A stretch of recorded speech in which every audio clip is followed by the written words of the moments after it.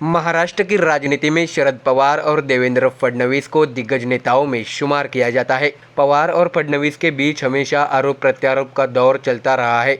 ऐसे में ये दोनों नेता एक दूसरे को राजनीति में तबाह करने का एक भी मौका नहीं छोड़ते। आपको बता दें कि अब जब लोकसभा चुनाव की सरगर्मी बढ़ती जा रही है तो राष्ट्रवादी कांग्रेस के शरद चंद्र पवार गुट के प्रमुख नेता शरद पवार ने राज्य के उप मुख्यमंत्री देवेंद्र फडणवीस पर निशाना साधा है।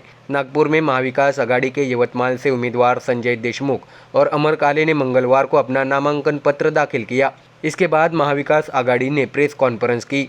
इस प्रेस कॉन्फ्रेंस में शरद पवार ने कई राजनीतिक मुद्दों पर टिप्पणी की। आपको बता दें कि शरद पवार ने देवेंद्र फडणवीस पर टिप्पणी करते हुए कहा कि महाराष्ट्र में एक नेता है, वह अब सरकार में उप मुख्यमंत्री है। 5 साल पहले वे हर बैठक में कह रहे थे कि शरद पवार खत्म हो गए, लेकिन चुनाव नतीजे के बाद स्थिति ऐसी बनी कि अगले 2.5 साल तक शरद पवार के सहयोगियों ने सरकार चलाई। पवार ने परोक्ष रूप से फडणवीस पर चुटकी ली कि उस नेता को तब विपक्षी दल में बैठना पड़ा था। आपको ये भी बता दें कि 2 दिन पहले दिल्ली में हुई बैठक में विपक्षी दलों के नेता मौजूद थे और सभी की यही भावना थी कि देश में लोकतंत्र पर हमला हो रहा है।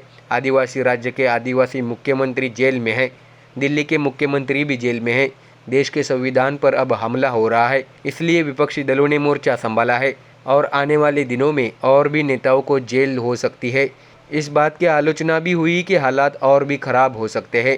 साथ ही वर्धा और यवतमाल में भी मविया उम्मीदवारों के आवेदन भरते समय लोगों की प्रतिक्रिया अभूतपूर्व थी। पवार ने यह भी कहा कि लोगों के मन में बदलाव की भावना है।